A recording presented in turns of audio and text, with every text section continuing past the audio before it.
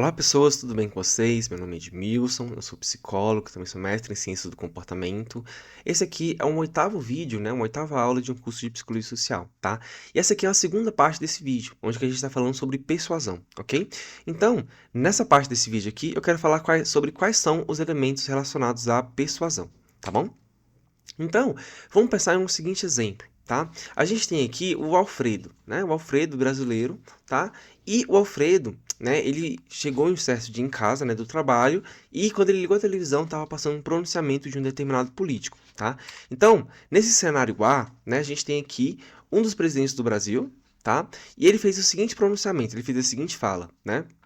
É um direito do povo mudar o Estado ou aboli-lo. É seu direito, é seu dever abolir tal governo. Né? Ele afirma isso em um pronunciamento nacional. Né?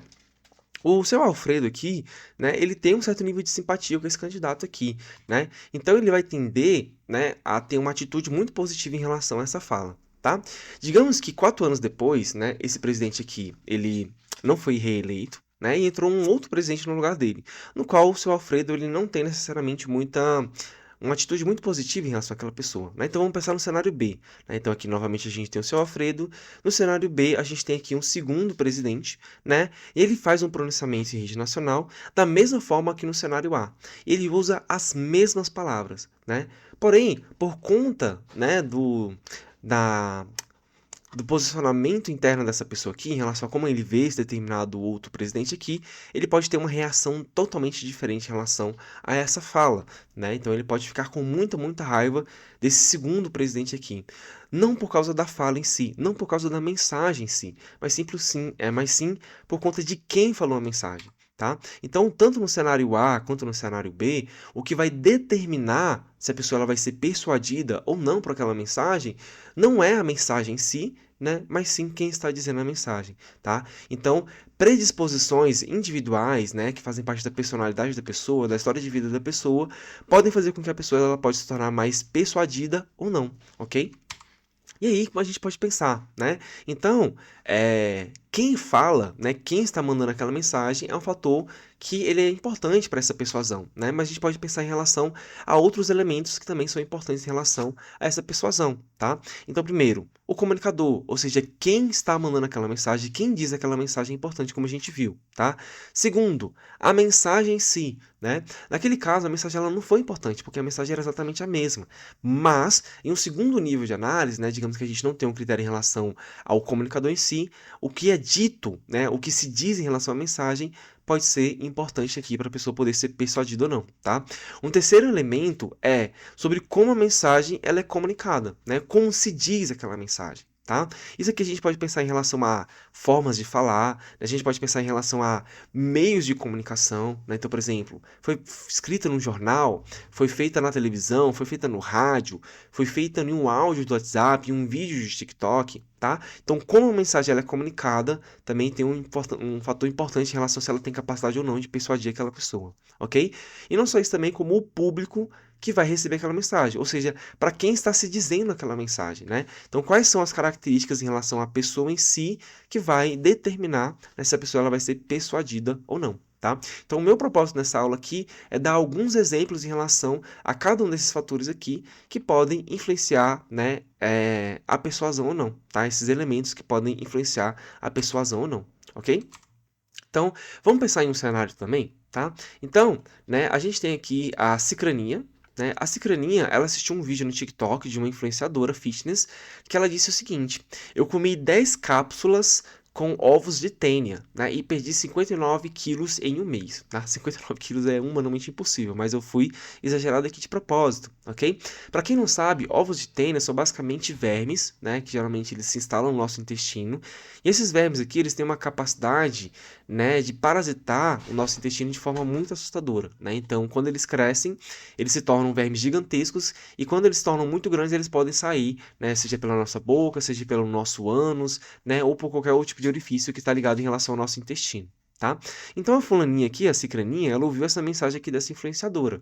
Vocês acham que ela vai ser persuadida em relação a essa mensagem? Tá? Digamos que a fulaninha, né, ela ouviu uma outra mensagem, né, só que agora veio de um cientista. tá? Então, esse cientista aqui, ele também, né, por algum meio de comunicação, ele disse o seguinte: ovos de tênia podem fazer mal e te matar, tá? E aí, qual será que seria o comportamento emitido aqui pela cicraninha? Será que ela seria convencida, né, pela influenciadora ou pelo cientista? O que vocês acham? Da mesma forma que a gente está falando em relação ao voto, né? Que a gente está falando em relação à rota central de persuasão, né? O ideal seria que a pessoa ela se baseasse em uma pessoa que tem conhecimento, né? Que estudou para poder passar aquela determinada informação, tá? Mas nem sempre isso acontece, ok? O que a gente tem é basicamente uma ideia de que a credibilidade, ou seja, a confiabilidade, ela é basicamente um fator no qual ela é atribuída por um comunicador e ela pode ser percebida tanto como uma pessoa que pode ser perita, né, naquele assunto, como também uma pessoa confiável, tá? Então, digamos que a Cicraninha aqui, ela viu a influenciadora e ela viu que a influenciadora, ela esbanja nas suas redes sociais um corpo perfeito, um corpo magro, um corpo esbelto. E a Cicraninha, ela gostaria muito de ter aquele corpo, né? Se essa influenciadora, ela diz que tomou os ovos de tênia, né, e emagreceu, né, pode ser que essa informação, né, somada com as informações que a pessoa tem em relação àquela pessoa nas redes sociais, seja importante para que dê a credibilidade suficiente para que ela tome essa decisão, tá? E pode ser que essa pessoa, né, ela ouve um cientista, ela não vai dar tanta credibilidade assim, né? Então esses cientistas comunistas, né, que querem fazer lavagem cerebral nas nossas crianças, né, fazer corromper nossas crianças, pode não ter credibilidade. Ou o contrário também, né? Pode ser que ela ouça a influenciadora, ela não dê tanta importância, mas ela dê importância aqui para o cientista, que, né, seria o cenário ideal, ok? Mas o ponto importante é o seguinte: essa credibilidade, essa confiabilidade, basicamente é um atributo que é dado para esse comunicador, né? Que ele pode ser tanto percebido como um perito quanto uma pessoa confiável, né? E isso em si, né? Ou seja, esses elementos que fazem parte em relação a como a pessoa percebe esse comunicador, ele vai ser importante assim, para a pessoa ser persuadida ou não para aquele comunicador, tá?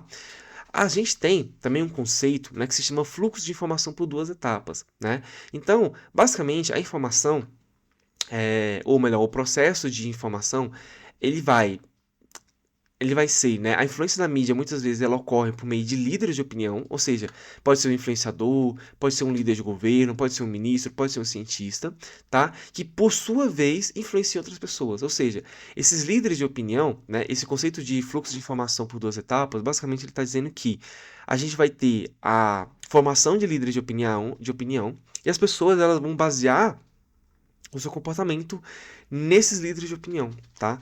E se essa pessoa elas passam credibilidade ou não, é o que vai decidir se a pessoa ela vai ser persuadida ou não, ok?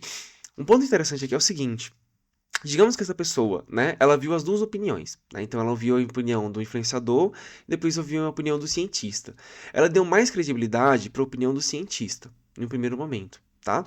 Porém, passou-se meses, né? A pessoa viveu a vida dela, ela esqueceu em relação a essa informação, né, principalmente a informação do cientista.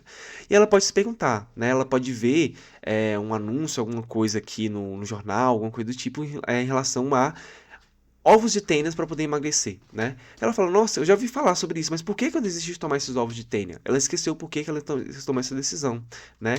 E aí, a gente tem um efeito que é chamado de efeito dominhoco, né? Que é basicamente um impacto que é retardado de uma mensagem que ocorre quando uma mensagem que foi inicialmente desconsiderada, ela se torna eficaz, ou seja, ela se torna capaz de mudar o comportamento novamente, tá? Então, quando a gente se lembra de uma determinada mensagem, mas esquece a razão de ter desconsiderado aquela mensagem inicialmente, né? Então, essa pessoa aqui, ela ouviu a mensagem, ela desconsiderou a possibilidade de tomar ovos de tênia, mas passou-se um tempo, ela esqueceu porque que ela não tinha tomado esses ovos de tênia. Depois ela recebe essa mensagem novamente, né? E agora ela considera a possibilidade de tomar os ovos de tênia. Tá? Então esse efeito aqui é chamado de efeito dominioco, né? Essa mensagem meio que ela ficou adormecida, né, na consciência daquela pessoa e depois ela tomou essa decisão, tá? Só para deixar claro aqui, gente, esse exemplo das tênia aqui é um exemplo muito perigoso, né? Porque a gente tem uma condição chamada de neurocisticerose, né? Que é basicamente quando as pessoas elas ingerem essas cápsulas de tênia e as cápsulas elas vão parar no cérebro da pessoa, tá? Então essas cápsulas elas param no cérebro, elas eclodem e as tênias elas crescem, né, no cérebro daquela pessoa, trazendo infecções e problemas neurológicos, tá? Então, se vocês verem um influenciador ou até mesmo um cientista, né, hoje em dia vale tudo, falando que vocês podem tomar ovos de tênias, cápsulas de ovos de tênias, saibam que vocês podem sofrer uma doença extremamente grave no seu funcionamento cerebral por conta disso, tá? Então, estou usando esse exemplo justamente porque é um exemplo muito absurdo. Então, não tomem ovos de tênis, ok? E aí, o que passa a credibilidade, né? A gente falou em relação a esse efeito dorminhoco, em relação à credibilidade em si, que pode ser dada para a pessoa que está passando aquela mensagem, para um líder de opinião, mas o que de fato passa essa credibilidade, tá? Em 1978, né, esses pesquisadores aqui, eles fizeram uma pesquisa, né, no qual eles pegaram determinados estudantes para poder avaliar o discurso de pessoas em julgamentos no tribunal, tá? E aí o que acontecia era o seguinte, a gente tinha, né, perguntas feitas ali, né, pelos promotores ou pelos juízes, tá? Então, por exemplo, aproximadamente quanto tempo você ficou lá antes da chegada da ambulância, tá? A pessoa que era o réu, né, que estava respondendo as perguntas, ela podia dizer, né, tanto de forma convicta, né, de forma bem assertiva, como de forma exitosa, né? Então, por exemplo, ela poderia responder 20 minutos. Tempo suficiente para ajudar a senhorita David a se endireitar, né?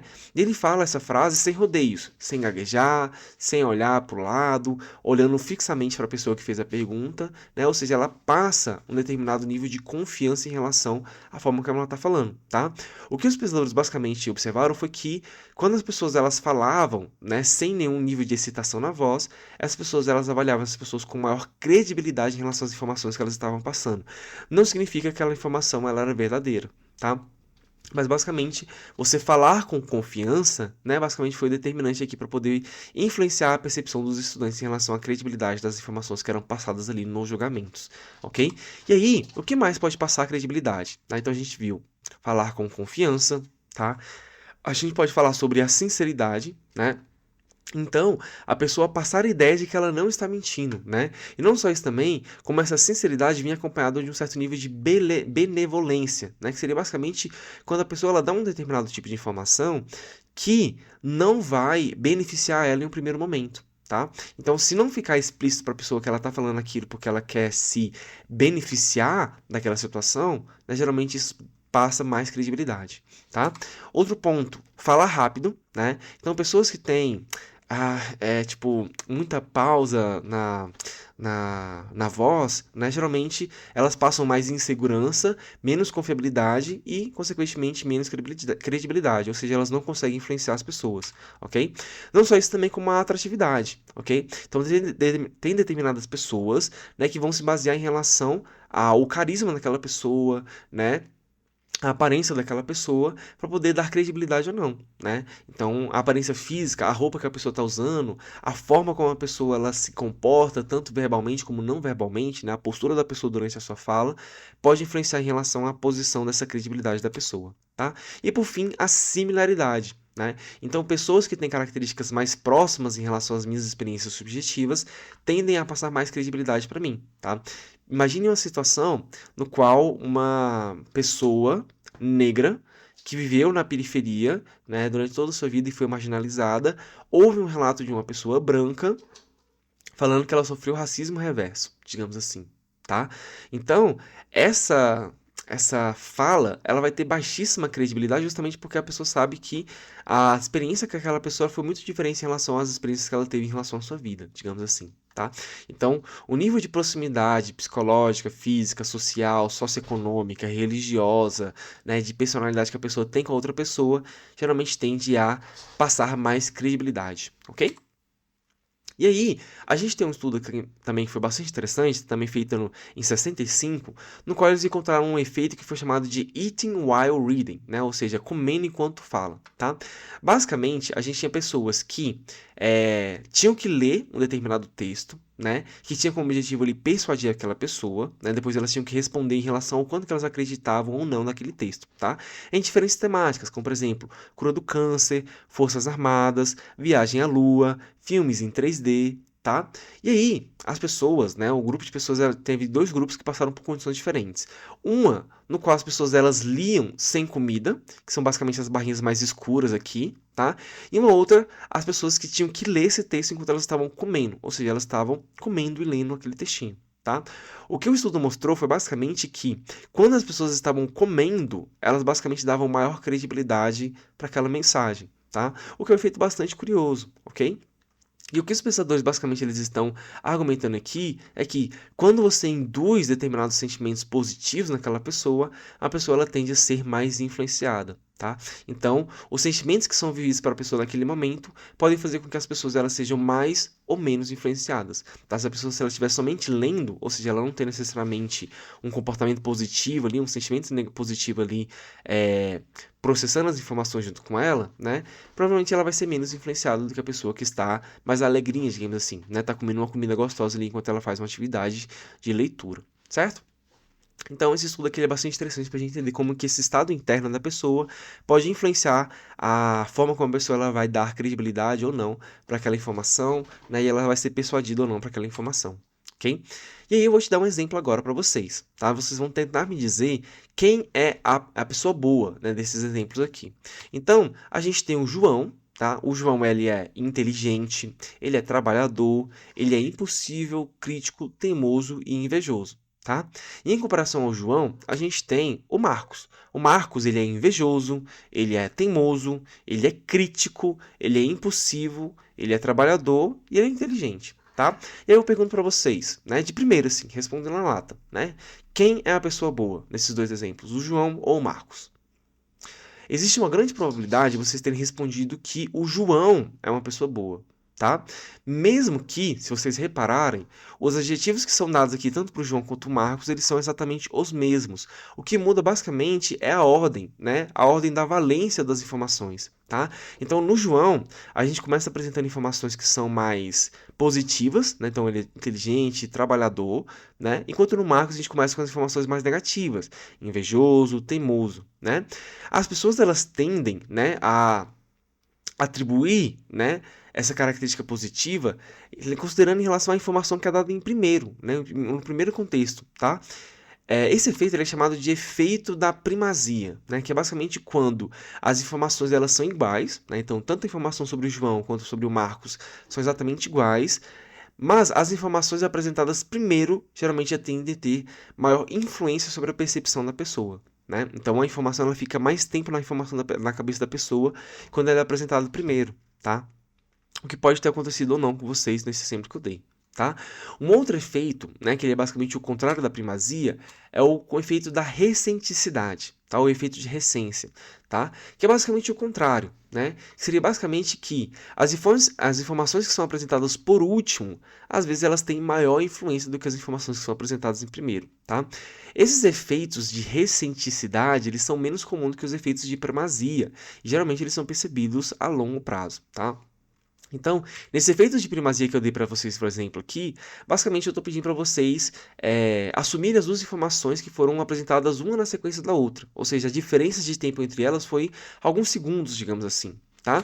Enquanto no efeito da recenticidade, geralmente a distância de uma primeira informação para a segunda informação ela é maior, né? Ela pode durar dias, semanas, né? Isso vai fazer basicamente com que a informação que foi apresentada por último, geralmente ela fique mais tempo, ou melhor, ela fique melhor armazenada na nossa memória e a gente vai tender a dar mais influência, mais credibilidade para essa informação que foi apresentada por último, certo?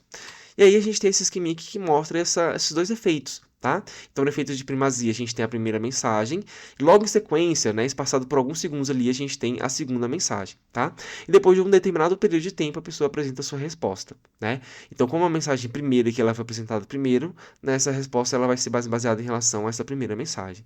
Já no efeito da recenticidade, né, a gente apresenta a primeira mensagem, passa-se um período maior de tempo, né, geralmente alguns dias ou semanas, depois disso a gente apresenta a segunda mensagem e depois a gente pergunta a resposta das pessoas, né? As pessoas elas vão tender a dar mais influência, mais credibilidade em relação à segunda mensagem que foi apresentada, tá? Mas o efeito da recenticidade ele é mais raro, digamos assim, né? Geralmente o efeito da primazia ele tende a prevalecer nessas situações, certo? E aí, né, um outro ponto interessante para a gente poder pensar é em relação a como a mensagem ela é comunicada, né, como a gente disse anteriormente na aula anterior, né, essa mensagem ela pode ser passada por um rádio, pela televisão ou por uma rede social, tá? E não só isso também, como diferentes modalidades, como por exemplo a modalidade de escrita, né, por áudio ou por vídeo, tá? Um efeito bastante interessante que a gente pode observar em algumas pesquisas é o seguinte. Quando a gente tem uma informação, né, que ela é fácil de ser processada, ou seja, uma informação simples, né, ela tende a ter maior capacidade de influenciar as pessoas por meio do formato de vídeo, tá? Então, por exemplo, na televisão ou no TikTok, se você tem uma mensagem muito simples, geralmente essa mensagem ela vai conseguir mudar o comportamento das pessoas, né, mudar suas atitudes, suas crenças de forma mais eficaz. Tá? Enquanto, quando a gente tem uma informação difícil, né, uma informação complexa, uma informação delicada, né, quando essa informação é apresentada de forma escrita, geralmente ela consegue ter maior influência em relação à pessoa do que outros formatos de comunicação. Tá? Então, a forma como essa mensagem ela é passada, né, a depender do meio, pode ter influências positivas ou negativas em relação à capacidade delas de mudar esse comportamento ou não, certo?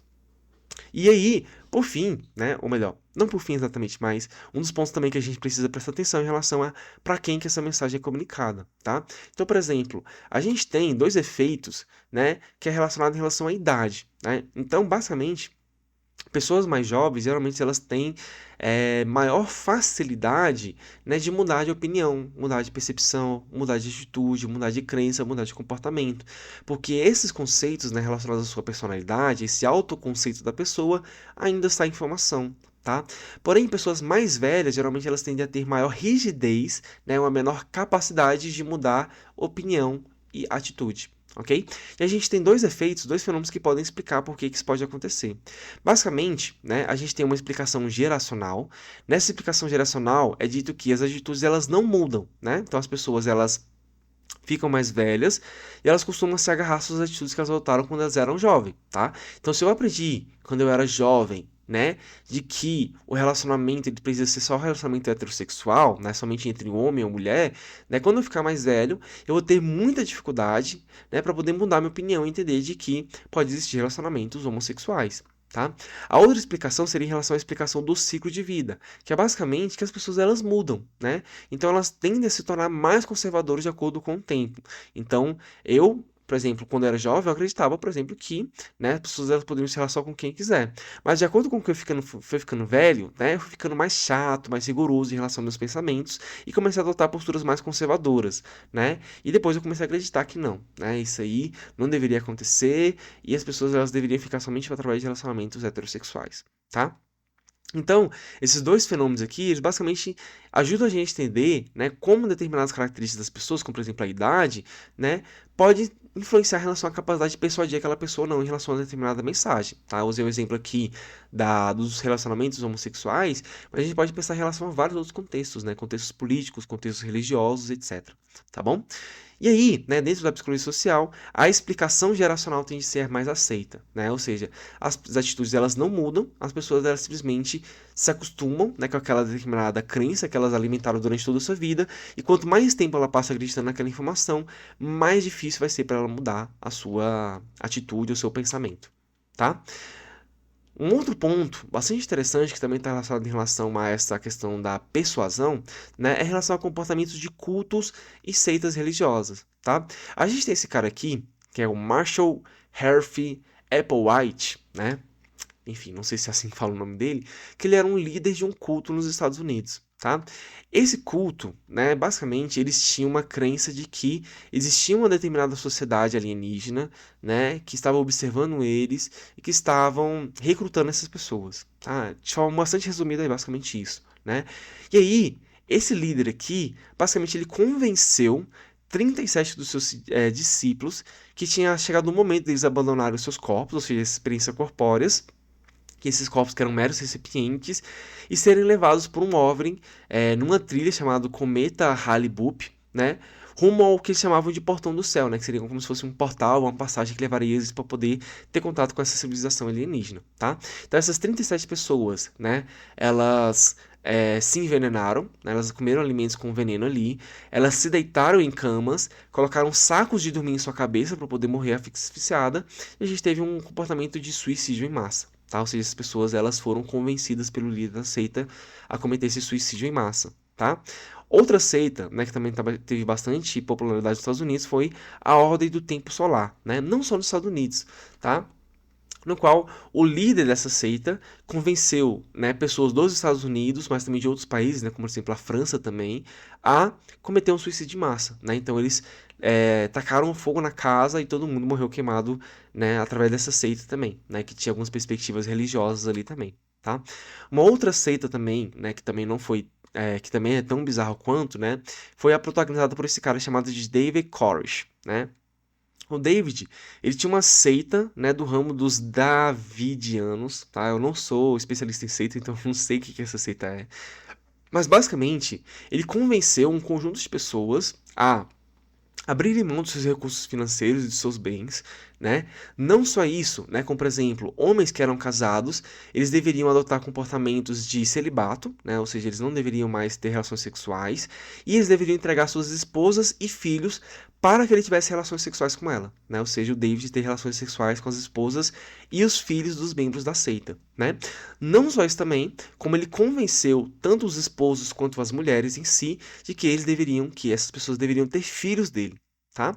Então, esse David Koresh aqui, ele criou essa seita, né? Essa seita ela começou a sair do controle, até que chegou um momento onde que ele teve um conflito com a polícia dos Estados Unidos, né? E durante esse conflito, né, então basicamente teve perdas tanto do lado da seita quanto do lado da polícia em si. Quando a polícia finalmente invadiu o local para poder conter, né, os membros da seita, basicamente o líder ele anunciou, né, que todo mundo deveria partir naquele momento e ele tacou fogo no prédio e matou várias pessoas junto com ele. Né? Ou seja, né, também foi, de certa forma, um suicídio em massa ali por conta dessa seita. É um comportamento extremamente bizarro, tá? Esses exemplos que eu trouxe aqui, né, basicamente eles mostram pra gente que algumas pessoas, né, elas são persuadidas a entrar nessas seitas. E a gente tem que se perguntar por que que essas pessoas, né, elas aceitam entrar dentro de seitas religiosas. É porque elas são menos inteligentes? É porque elas são propensas a isso? Tem um determinado fator que aumenta a probabilidade de uma pessoa entrar numa seita? Na verdade, não, tá? Um ponto interessante, né, que a gente já viu em aulas anteriores é o fenômeno, né, um efeito que é chamado pé na porta, tá? Que é basicamente a tendência que a gente tem de concordar, né, com um pequeno favor, né, e depois a gente concordar com favores maiores, né, ou seja, pedidos maiores, tá? Então, geralmente as pessoas que são recrutadas para esses cultos e para essas seitas, geralmente eles são apresentados a pedidos muito simples, né? Então, é uma pessoa que se conhece num parque, né, ou algum evento social, né? Essa pessoa ela é chamada, por exemplo, para fazer parte de uma janta, né? Durante essa janta, ela vai começar a criar vínculos com aquela pessoa, ou seja, amizades com aquelas pessoas, né? Vai se conhecendo. E aí, naquele momento, não é falado nada sobre culto, sobre seita, sobre líder, né? As pessoas simplesmente elas estão interagindo e criando vínculos, tá? E posteriormente, as pessoas elas vão ser chamadas para outros eventos sociais, né? Então, vamos acampar, vamos fazer uma trilha, né? Vamos, sei lá, na casa de uma determinada pessoa, porque vai ter uma festa lá, né?